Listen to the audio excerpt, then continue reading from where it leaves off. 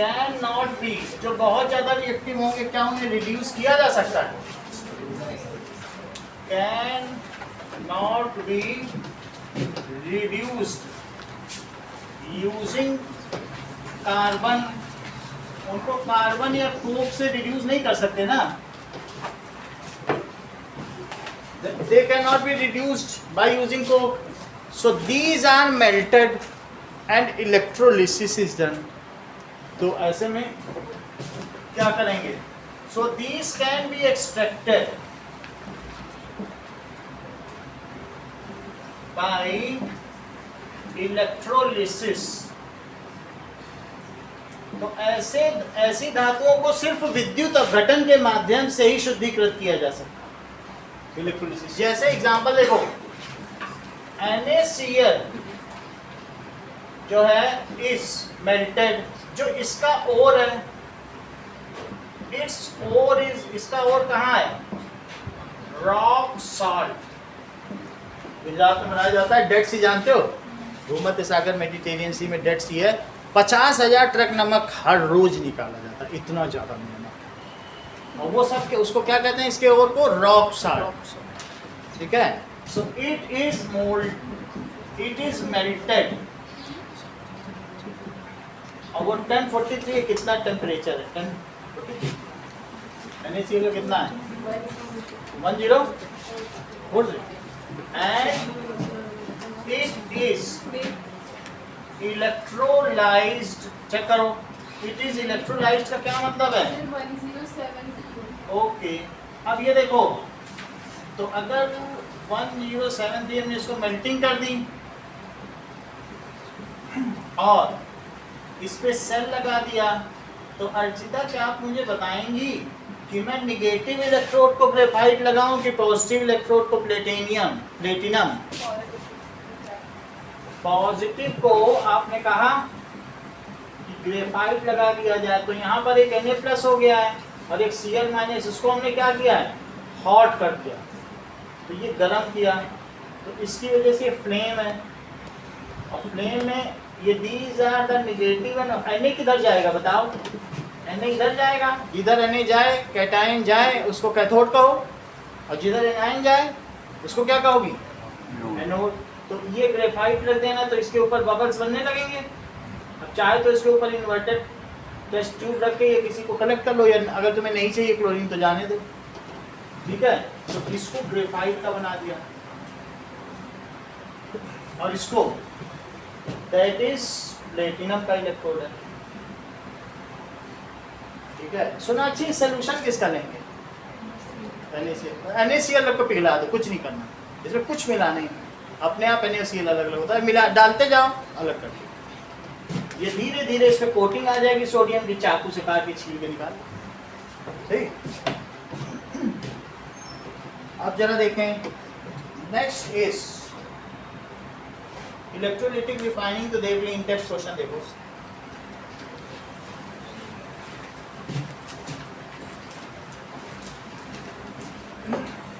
इसको लिखो, जहां कैटायन जाए तो लिख दो इलेक्ट्रोड, इसमें कुछ भी नहीं करना पड़ेगा। Define the following terms. तो इन टेक्स्ट क्वेश्चंस पहला तो हमने कवर कर दिया है, ओवर मिनरल गैंग सब बता दिया है। सेकंड क्वेश्चन देखो, name 2 metals। Now Riya, name 2 metals which are found in nature in free state.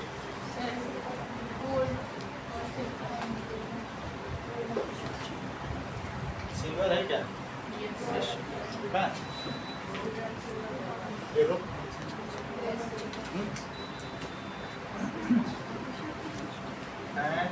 Silver, तो प्लेटिनम तो है ही है। What chemical process is used for obtaining a metal from its oxide? तो which chemical process is used? अगर oxide से अगर हमें अमल करना है तो मेटल ऑक्साइड से, अगर मेटल तुम्हें चाहिए तो अब इसमें कार्बन डाल दो और क्या करो? हीट। और इस प्रोसेस को क्या कहेंगे? रिडक्शन, सही है। Okay, corrosion. कोरोजन के बारे में तो बहुत पढ़ा है, थोड़ा बहुत हम लोग देखेंगे। So when metal is prolonged, exposed to atmospheric condition,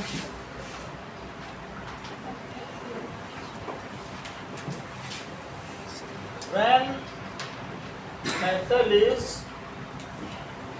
prolonged, exposed to atmosphere, it is eaten up and ultimately loses its tensile strength, इस अपनी तन्यता या भार वहन करने की क्षमता खो देता है। Tensile strength, that is load bearing capacity.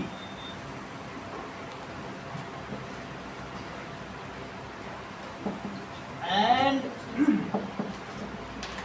A layer of या तो ऑक्साइड की होगी या सल्फाइड की होगी या कार्बोनेट की होगी, carbonate is formed on it, it is called corrosion.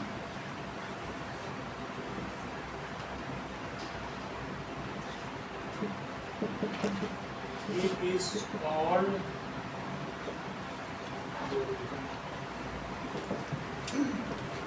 जरा देखें,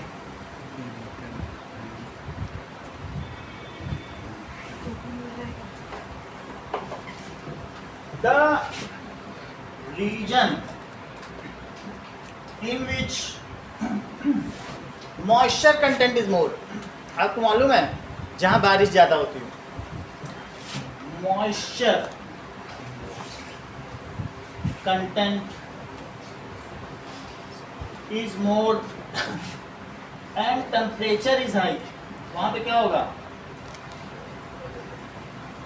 is high, this process is rapid, this process is rapid.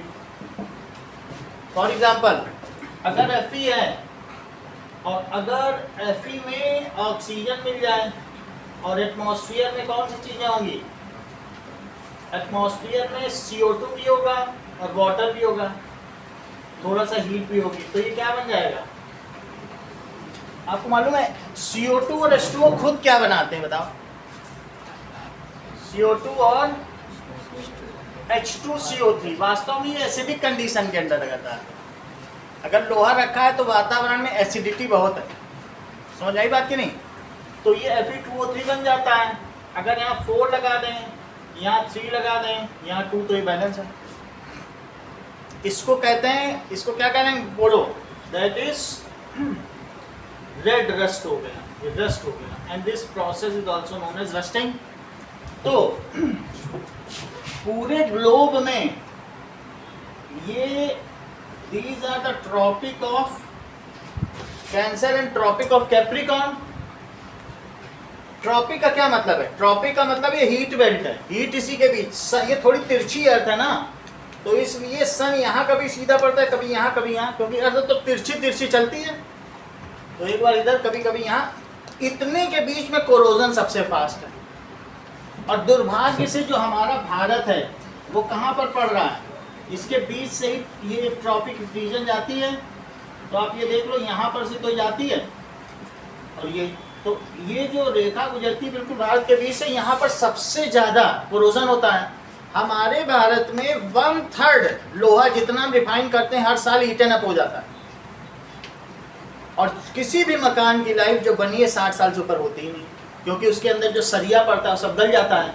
वहीं अमेरिका इस रीजन में पड़ता है, इसके ऊपर टेम्परेट क्लाइमेट, और उसकी वजह से उसे क्या फ़ायदा है ये, और यहाँ पर इसके ऊपर जो यूरोप है सब क्या ऊपर है, यूरोप चले जाओ बिल्कुल नया नया दिखेगा, बिल्कुल न्यू, वहाँ टूटा ही नहीं कोई चीज़, वहाँ कोरोजन है ही नहीं, बना दिया इंग्लैंड ने तो बिल्कुल चमकता हुआ लोहा, चमकता हुआ तांबा। इसलिए यही रीज़न है कि यूएसए डेवलप्ड है, हम डेवलपिंग है, हम इससे नहीं लड़ पा रहे हैं। जितना हम बनाते हैं उतना टूट जाता है, हमारे पुल टूट जाते हैं, कुछ भी बनाओ टूट ही जा रहा है। आधा तो ऐसे टूट जाता है और आधा लीडर्स खराब मसाला लगा देते हैं। दोनों चीज मिल के हमारे देश को एक नायाब देश बना रहे हैं। और चीजें टूट जाने बोलो, बात समझाई। 1/3 so we are losing a lot of money. Corrosion से फिर इनकाउंटर कैसे करें?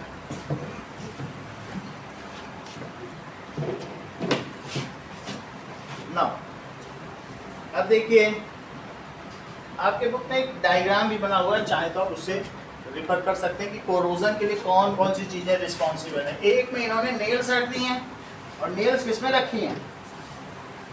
वाटर में रख दी है, थोड़ी बाहर निकली हैं, तो बाहर निकली है तो CO2 रहता ही है।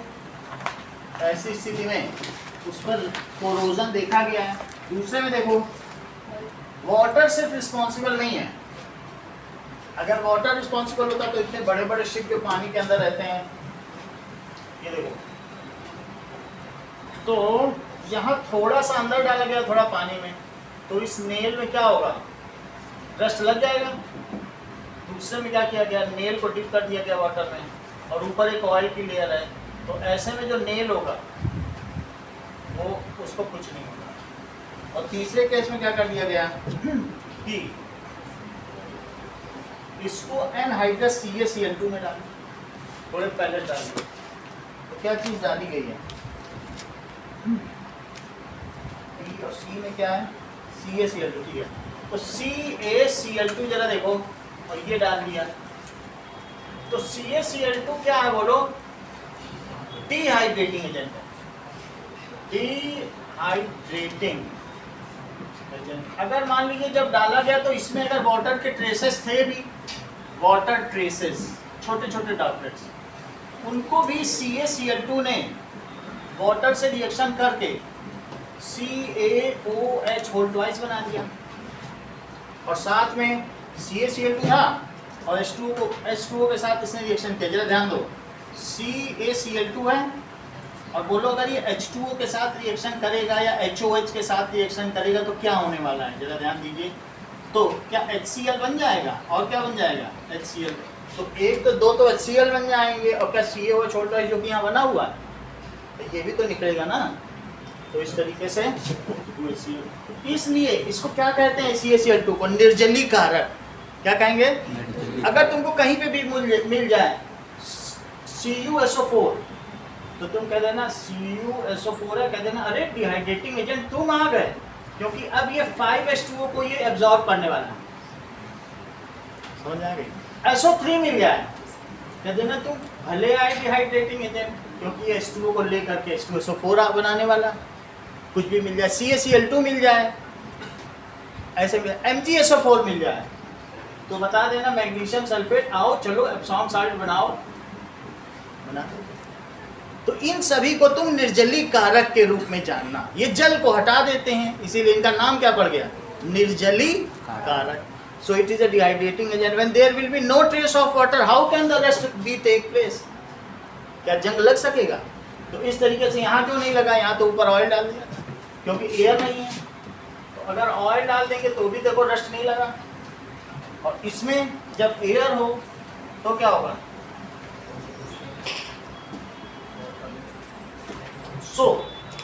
आगे की बात देखो, अगले पेज पे आओ। प्रिवेंशन फ्रॉम कोरोजन, इसके बारे में हम लोग बहुत कुछ पहले भी पढ़ चुके हैं, ठीक है।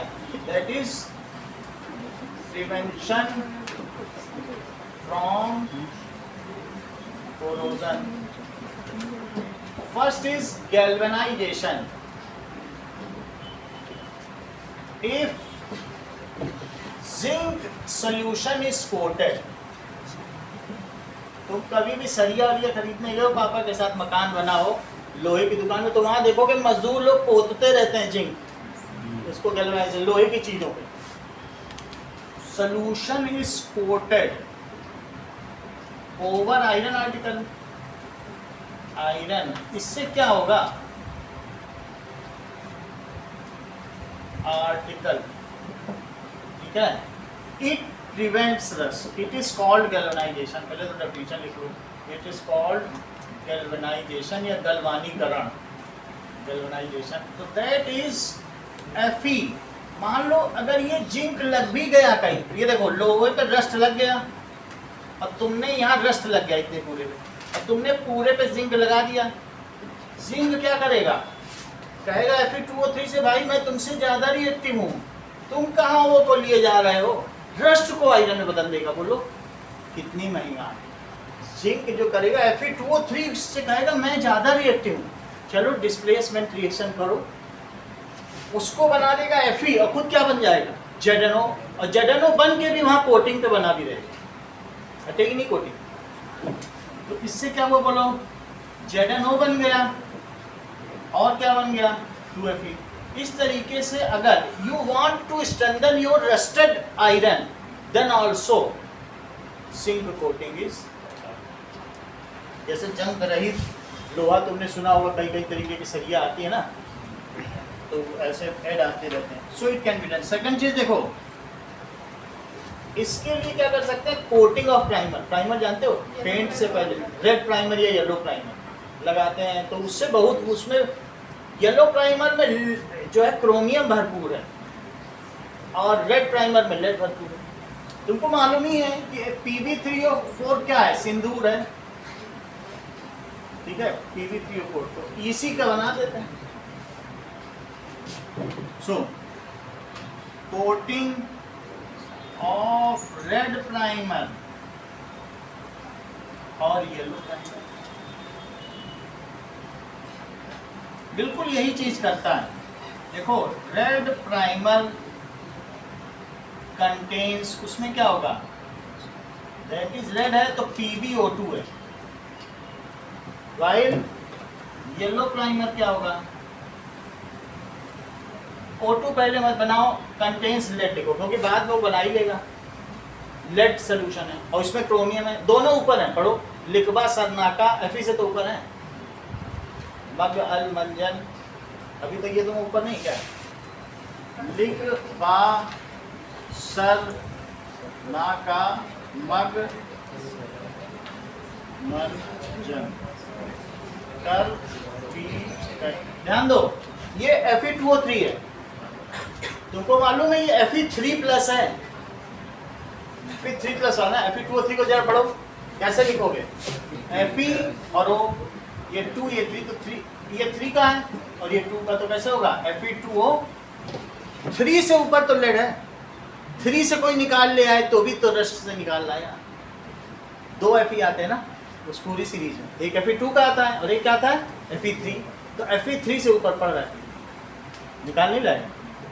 अब आपको यहाँ तो नहीं पढ़ रहा है, क्यों आपने येलो प्राइमर लिखा, कोई बात नहीं, ये रेड प्राइमर कैसे लिख दिया, कोई बात नहीं, आगे तो जो आ रहा है वहाँ तो पढ़ेगा।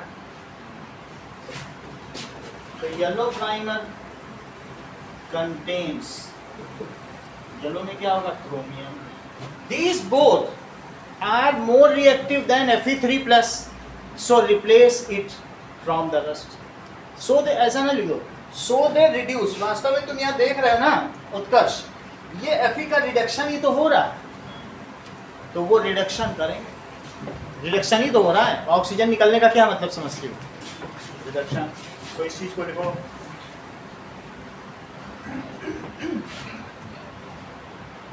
कि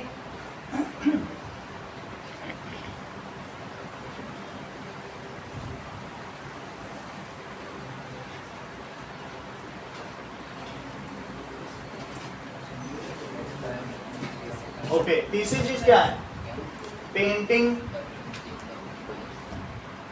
पेंटिंग ऑफ आर्टिकल, चौथी चीज क्या है, ग्रीसिंग, ग्रीस लगा दो, जितने एरो इंजन आते हैं हमारे पास, हम लोग के पास रसिया से, फ्रांस से, कहीं से, पूरा ग्रीस भरा होता है, 10-10 साल रखे हुए हैं क्रेट में, कुछ नहीं होता, ग्रीस ऐसा भर देते हैं ना, उस ग्रीस को हटाने में ही 10 दिन लग जाता है। जो एयरफोर्स के लोग हैं उनके पापा सब जानते हैं कि ये ग्रीस हटाना सबसे मेहनत है।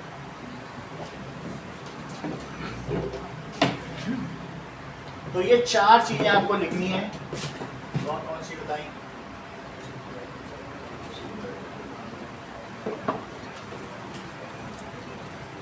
अब जरा देखो कि प्योर गोल्ड, अब गोल्ड के बारे में आ जाते हैं। वैसे मैं आपको अभी यहीं पे बता दूं कि जो कॉपर की डस्ट होती है वो कैसे लगती है।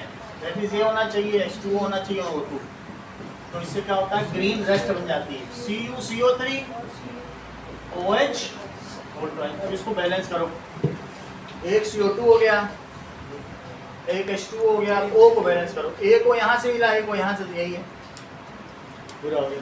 इस चीज को क्या कहेंगे, copper carbonate copper hydroxide, copper hydroxide, और इसी का नाम क्या है, ग्रीन।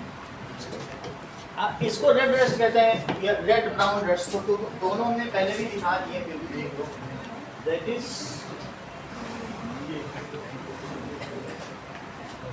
ये कॉपर कार्बोनेट है, ये ग्रीन रस्ट है, ग्रीन रस्ट है, ग्रीन ग्रीन दिख रहा है।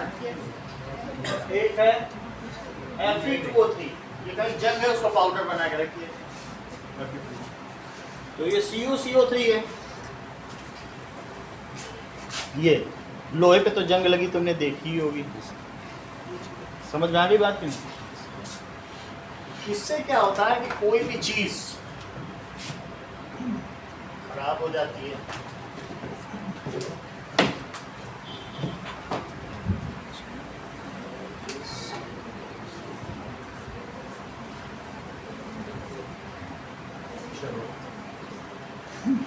Rusted statue of liberty. अभी देखो ये दो देख लो, स्वतंत्रता की देवी की पहले स्टैचू ऑफ लिबर्टी, जब ये बिल्कुल नई नवेली थी और रस्टेड होने के बाद, दोनों में फर्क है। दिस इज द रस्टेड, ये देखो अब कैसा चेहरा हो गया, घोड़े गड़बड़, ये रस्टिंग की बात हुआ। वो जो तुम्हारे में पहला चित्र बना है हिस्ट्री में, किसने बनाया था, हिस्ट्री में फ्रेडरिक सॉर्यू ने इनका चित्र बनाया और वॉशिंगटन ने इनकी स्टैचू बना दी। बोलो एक आर्टिस्ट की पावर देखो, उन्होंने सिर्फ एक पेपर बनाया था, उस समय तक ये बनी भी नहीं थी, उससे प्रेरणा लेकर वहां बनाया। फ्रेडरिक सॉर्यू फ्रांस का था, फ्रांस ने आज़ाद कराया यूएसए को, यूएसए ने कहा फ्रांस ने हमें आज़ाद कराया, उसके चित्रकार को नमन, स्टैचू बना। बोलो बात समझ आ गई। अब देखो कि that is rusted copper, copper की बहुत सारी पाइपलाइन होती हैं, आप देख लो कैसे ये सब रस्टेड कॉपर की वजह से कितना, there are various pipelines of a copper जो ऐसे खराब हो जाती हैं। ओके, तो हमें इससे बचाना चाहिए। आयरन की रस्टिंग भी देख लेते हो, रस्टिंग ऑफ सिल्वर। सिल्वर में देखो हम लोग पहले बताया था सल्फाइड की लेयर चढ़ जाती है, तो ये चम्मच देखो, तो एक चांदी का चम्मच, उसे लोग एंटीक कहते हैं, बट एंटीक नहीं, वो एक तरीके की रस्ट ही है ना। तो इस तरीके से जो रस्टेड होगा वो धीरे धीरे आप ऐसे देख लो, दिस इज ऑल रस्टेड।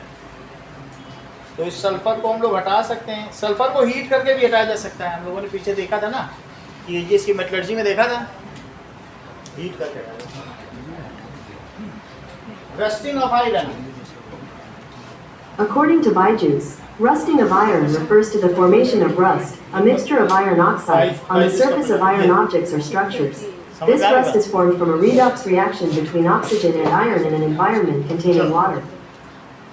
अब देखो, तो ये ग्रीन रस्ट हो गई, ग्रीन रस्ट आपने देख ली। अब हम लोग देखेंगे ब्लैक रस्ट, तो वो रेड ब्राउन रस्ट थी, अब ये ग्रीन रस्ट हो गई। अगर Ag सल्फर के साथ रिएक्ट करेगा तो Ag2S बनाएगा, जो कि क्या है, ब्लैक रस्ट। तो सिल्वर सल्फाइड इसका नाम है। फिर भी ध्यान दो, इन दोनों को रस्ट ना बोल के टार्निश बोलो, क्योंकि ये उसकी स्ट्रेंथ को कमजोर नहीं करते, वैसे इसमें कर देता है, बहुत लंबे समय में करेगा, जल्दी नहीं करेगा। फिर भी थोड़ा बहुत अगर हो जाए तो टार्निश बोलो, उसकी मेटेलिक स्ट्रेंथ ईटन अप हो जाए तो कोरोजन बोलो। रस्टिंग तो तब भी बोलना ठीक नहीं है, बुक्स एडवाइस नहीं करती। आयरन के केस में ही आपको रस्टिंग बोलने की सुविधा दी गई। तो ये दैट इज ये टार्निशिंग ऑफ कॉपर, ये लिख सकते हैं, टार्निशिंग ऑफ कॉपर। किसी की भी अगर लश्चर चली जाए तो टार्निश बोला जाना चाहिए, that is tarnishing of silver. अगला देखें, that is gold. तो गोल्ड में 24 कैरेट गोल्ड, इसका क्या मतलब है? 24 कैरेट गोल्ड इज प्योर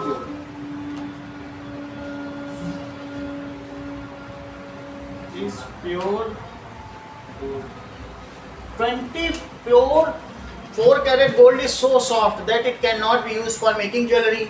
अगर ऐसी कोई झुमका पहन करके कोई लेडी लेट जाए तो उसका झुमका टेढ़ा हो जाए, इतना है, हाथी से मुड़ जाए, इसलिए इससे नहीं बनाया जा सकता. It is so soft, so soft that it cannot be used for making jewelry. ऐसा अबू धाबी में, दुबई में, इन सब जगहों पे 24 कैरेट का मिलता है क्योंकि बहुत मोटे मोटे बनाते हैं, लेकिन पतले में तो नहीं चल सकता, यहाँ के लोग इतने पैसे वाले नहीं हैं. So 22 carat gold mix with 2 carat of silver और कॉपर, 2 पार्ट, 22 पार्ट सोना लो. 24 कैरेट का मतलब है 24 पार्ट करो और सारे के सारे सोने. जब मैं कह रहा हूँ 22 कैरेट का क्या मतलब है, इसका मतलब है 22 पार्ट गोल्ड और 2 पार्ट क्या लो, कॉपर या सिल्वर.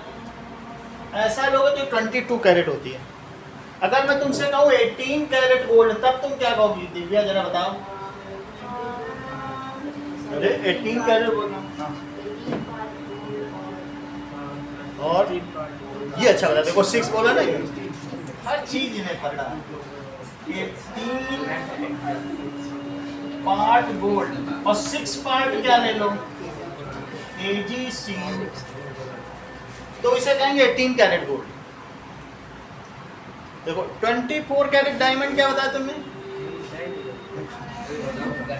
24 कैरेट गोल्ड और 24 कैरेट डायमंड में क्या अंदर, तुम तो पेपर दे चुके हो, बताओ. अभी बात नहीं, इतनी बात समझ में आई. 22 कैरेट गोल्ड और 2 पार्ट है, तब इसे कहेंगे 22 कैरेट गोल्ड. उससे लेना देना नहीं है. ये 22 हिस्सा शुद्ध है, ये 18 हिस्सा शुद्ध है. 22 कैरेट गोल्ड और 18 carat gold.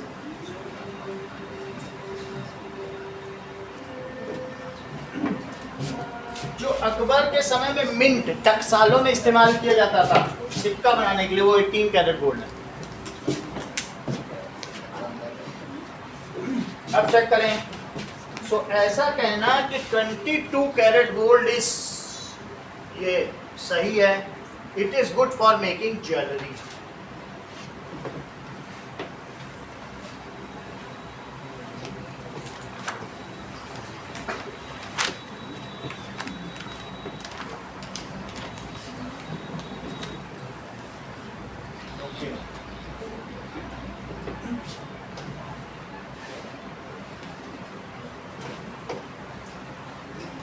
So 22 carat gold is fit for making jewelry.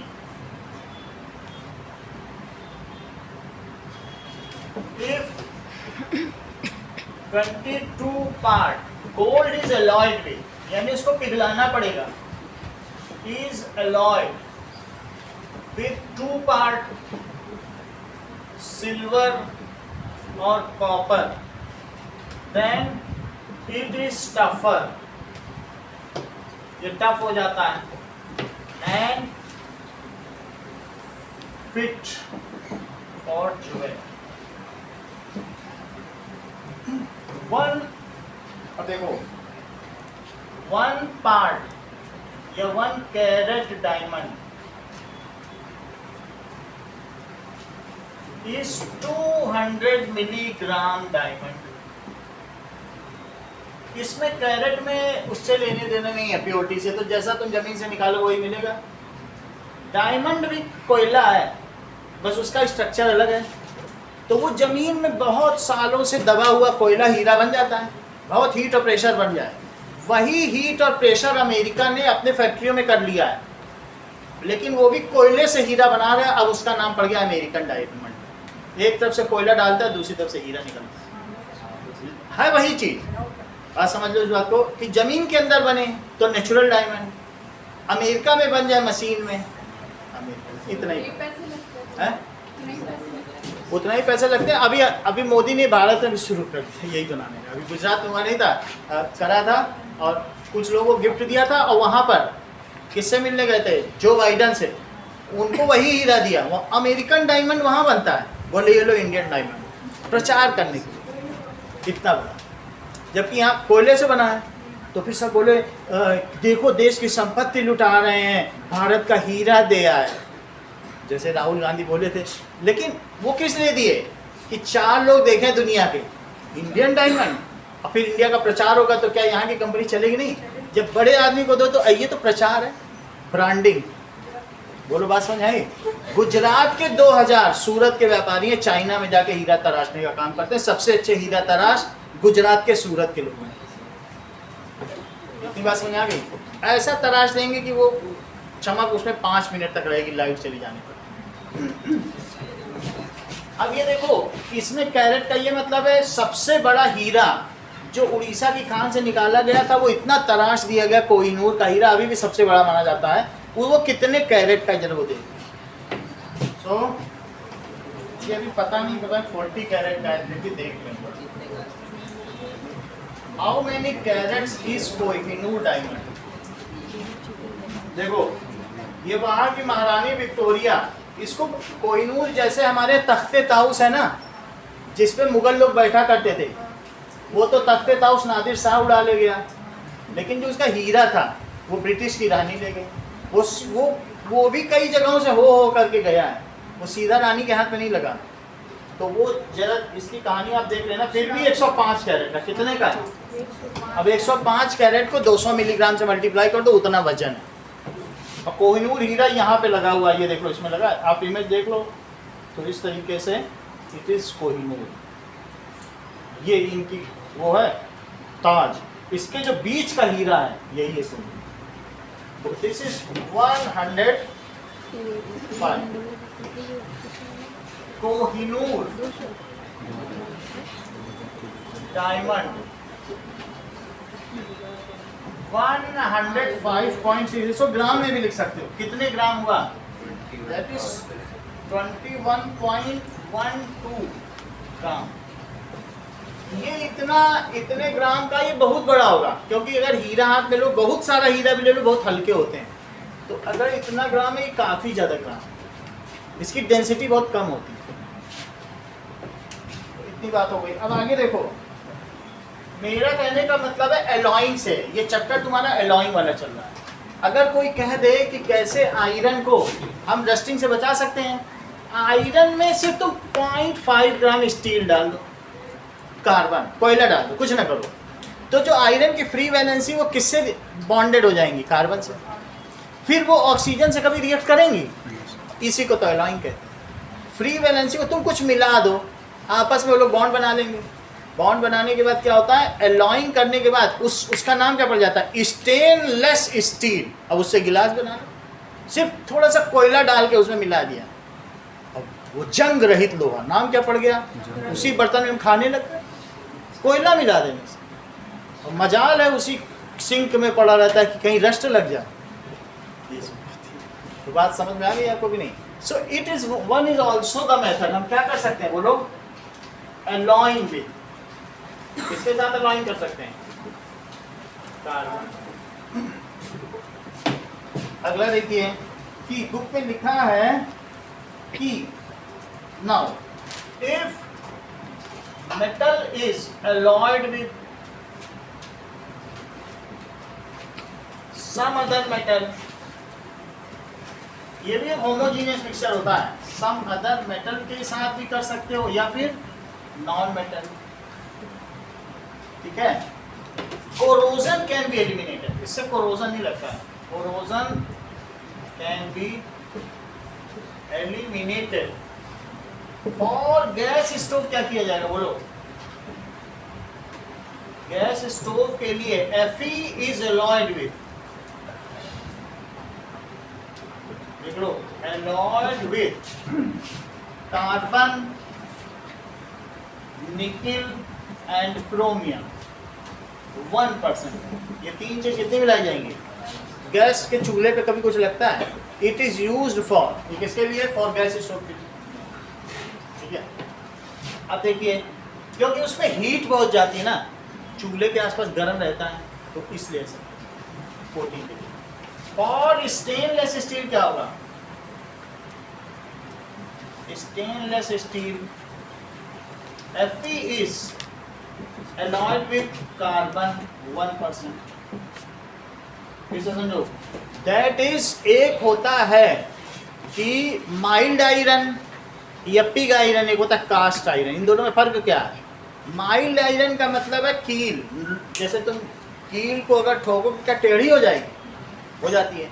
लेकिन जो तुम्हारी मशीनों में लोहा लगता है ना, वो चलता है बड़ी स्पीड से, लेकिन टेढ़ा नहीं होता है, वो सीधा टूटता ही है। अगर टेढ़ा मेढ़ा हो जाए तो उससे जो प्रोडक्ट भी निकलेंगे वो टेढ़े मेढ़े निकलेंगे। या तो ये पिघल गया, मुड़ गया, तो जो चीज़ निकलेगी उसे या तो टूटना है या सही निकालना है। पता चला शाम को लोग देखने आए, इतना सारा माल खराब हो गया, तो मशीन के लिए ठीक है क्या कि गर्म होते होते टेढ़ा टेढ़ा सामान निकालने लग जाए। तो एक होता है कास्ट आयरन, जिसको कहते हैं ढलवा लोहा, और एक होता है कि माइल्ड आयरन, नर्म लोहा। तो औजार बनाने, हथौड़ा उथौड़ा बनाने के लिए किसका उपयोग किया जाता है? Mild iron. और जो बड़ी बड़ी मशीनें होती हैं तो उसको कास्ट आयरन, उसमें 2.5% कार्बन मिला। तो what is cast iron? Cast iron का क्या मतलब है? ढलवा लोहा। तो if Fe is alloyed with carbon 2.5%, ठीक है, तो इट लूजेस, इसकी जो मैलिएबिलिटी खो देगा। अब ये मैलिएबल थोड़ी ना रहा, टूटेगा एंड बिकम्स फ्रेजाइल। क्या बन जाएगा? It loses its malleability and becomes fragile. अच्छा, pure iron is known as mild iron. ये देखो, अगर तुम, अभी अगला चैप्टर तुमको पढ़ाएंगे लेकिन तब भी देखो, ये कील है, ये माइल्ड आयरन है, और तुम अगर इसके ऊपर सिर्फ तार लपेट दो, ऐसे घूमा हुआ तार ही मैग्नेटिक है। अगर इसे तुम सेल के साथ लगा दोगे, मैग्नेटिक इफेक्ट पढ़ाएंगे इलेक्ट्रिक करंट। ऐसे तार को कर दो जैसे सॉलिनॉइड कहते हैं। क्या कहते हैं? मेरा कहने का मतलब है कि ऐसे घूमा हुआ तार हो, ये तो उसको क्या कहेंगे? सॉलिनॉइड। इसको क्या कहेंगे? सॉलिनॉइड। लेकिन इसके अंदर लोहा डाल दो, इसके अंदर क्या डाल दो? लोहा।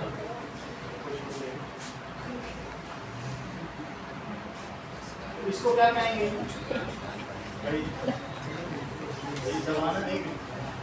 समझ में आ गई बात कि नहीं? ये सॉलिनॉइड है। अगर मैं इसमें कुछ नहीं करूं, इसमें सिर्फ दोनों तरफ सेल लगा दूं या कुछ नहीं, तो ये एक मैग्नेट बन जाएगा। वो लोग बात समझ आ गई? तो अब मैं आपको माइल्ड आयरन की बात बताऊं। पहले इसी के बीच में लोहे की रॉड डाल दो तो क्या होगा?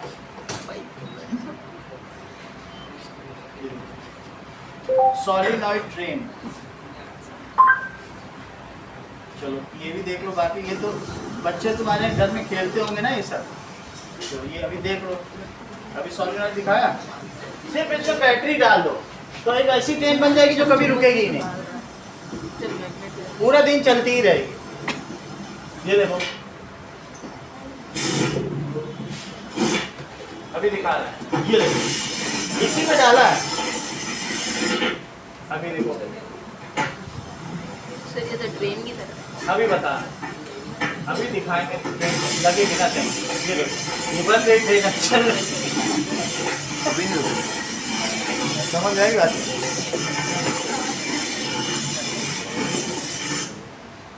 जैसे तुम लोग बचपन में क्या रोते होते थे तो पापा बना के देते थे कि नहीं खेलो बच्चों, वही चीज़ है। हम लोग बचपन में खेल देते हैं, लेकिन अब इसको सीखना है कि पापा देते थे तो क्या था। चलो, माइल्ड आयरन क्या होता है बताइए। मेरा कहने का मतलब है mild iron is a pure iron. If this is inserted into a magnet, it increases magnetism up to 1000 times. इसको सिर्फ इसके अंदर डाल लो तो ये इतना स्ट्रॉन्ग मैग्नेट बन जाए। कॉपर सर्कुलर है तो मैग्नेट है, लेकिन इसके अलावा it is used for making tools. ये किसके लिए बनाने काम में आता है? टूल्स, जैसे नेल्स है, ये सब है, उन सब के। So it is pure iron used for making tools. आगे देखो, ब्रास और ब्रॉन्ज, जो कि तुम्हारी बुक में भी लिखा हुआ है। तो ब्रास और ब्रॉन्ज से तुम क्या समझते हो? ब्रास का मतलब पीतल और ब्रॉन्ज का मतलब कांसा। कांस्य पदक तो तुम लोगों ने अपने जीवन, छात्र जीवन में अवश्य पाया होगा। ब्रॉन्ज मेडल नहीं मिलता,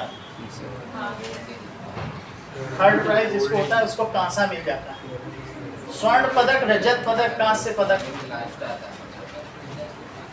So, अब देखिए, brass is formed when copper is alloyed with zinc, यानी ये 70% हो। ये कितना होगा? तो तब क्या बनेगा? मेरे ख्याल से यही प्रोपोर्शन 9 में लिखा, चेक कर लेते हैं। What is the ratio of copper and zinc in brass? इन्होंने कहा 85%, लेकिन कोई बात नहीं, अगले में लिखा है 70, और सब लोग अलग अलग तरीके से बनाते हैं। ये है, तुम लोगों के घर में पीतल, भगवान के अलमारी में पीतल के सब सामान रहते हैं। तो ये आप ये समझ लें कि ये जिंक है, ये कॉपर है। समझो इस बात को, जिंक और कॉपर को मिला दिया तो ये बन गया। इसे देखो, that is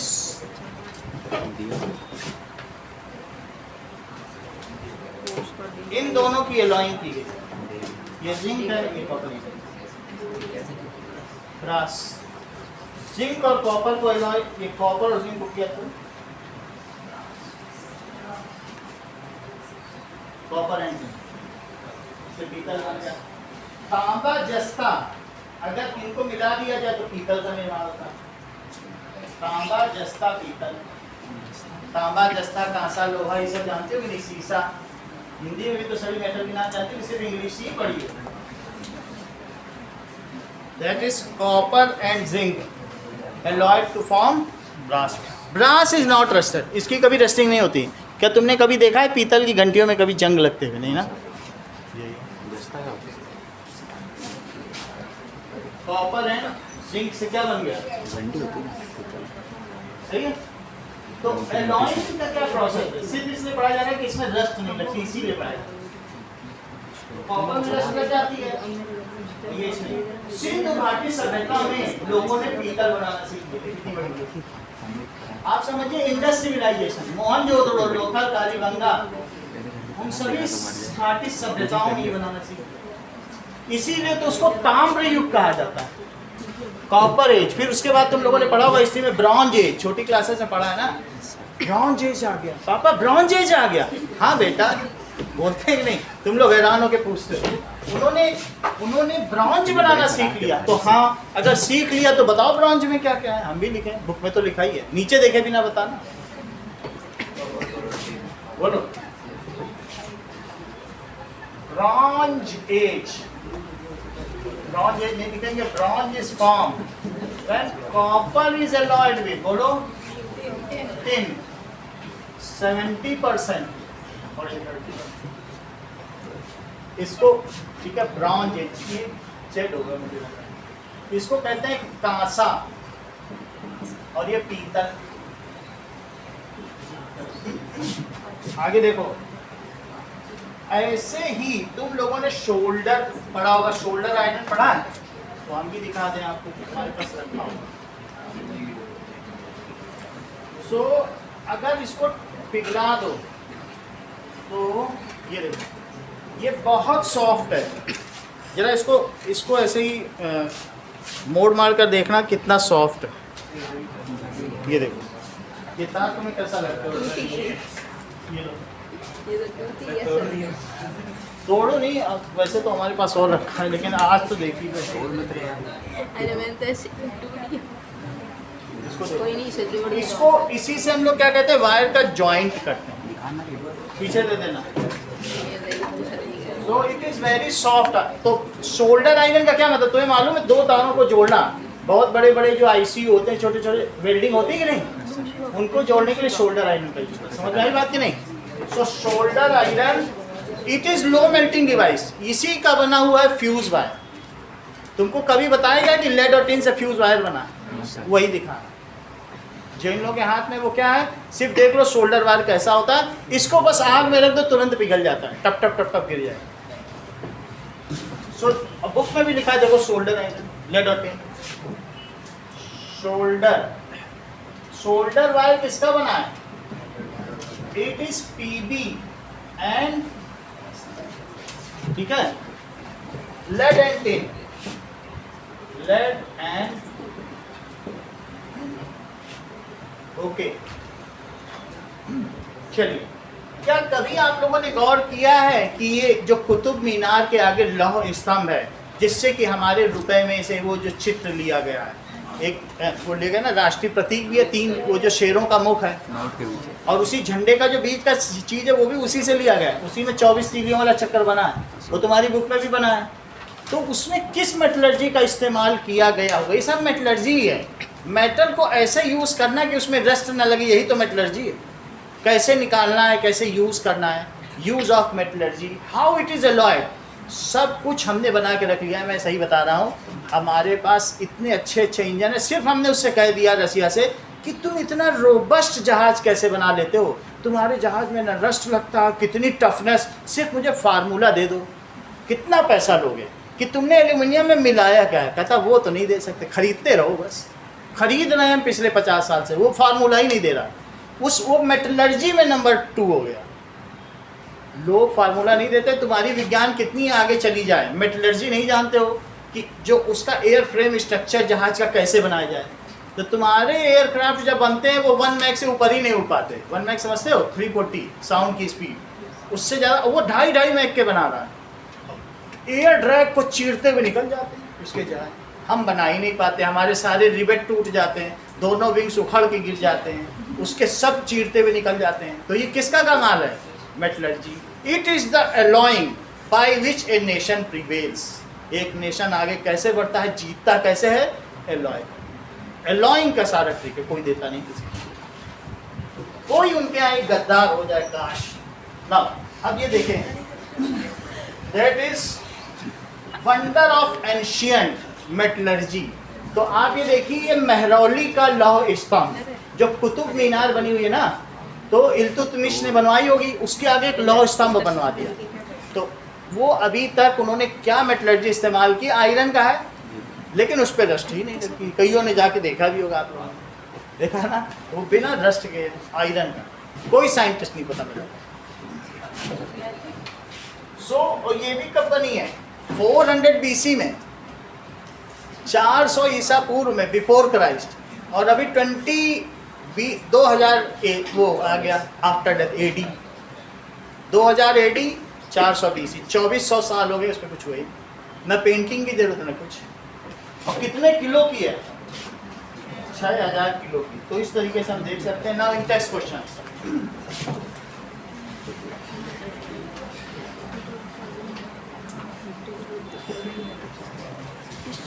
so metallic oxide of zinc, magnesium and copper were heated. तो बोलो क्या क्या होगा?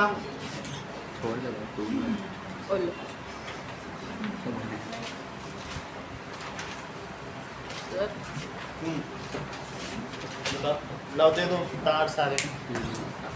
और किसी के पास है?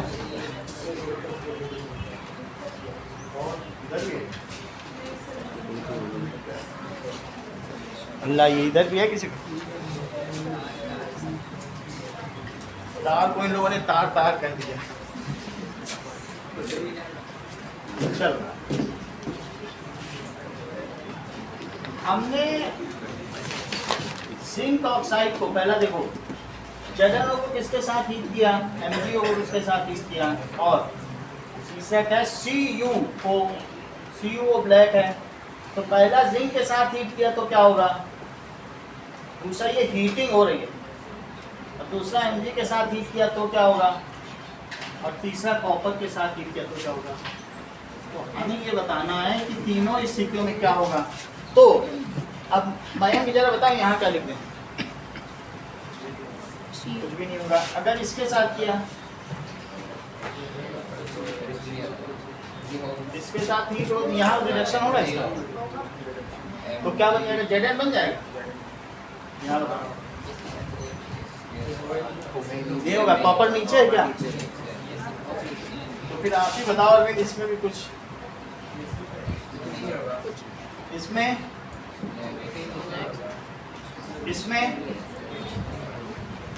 सही बता रहे हो। और बताओ,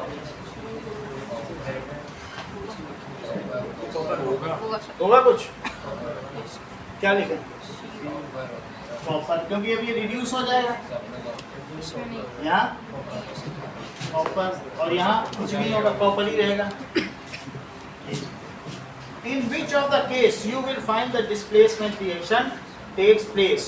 तो लिख दें when ZnO is heated with Mg, तो क्या होगा? ZnO plus Mg, MgO plus Zn। और बताइए, और कहाँ आपने बताया? CuO plus Zn, CuO plus Mg, तो दोनों ही केस में क्या क्या हो जाएगा? Cu plus ZnO, ZnO plus Cu। बात नहीं करो, फिर उसका कैरियर खराब होता है ना शिव शर्मा का। कैरियर नहीं रहेगा तो वो बैग कहाँ रख के ले जाएगा साइकिल में? कैरियर के पे ऐसी साइकिल खरीदो जिसमें कैरियर हो। चलो,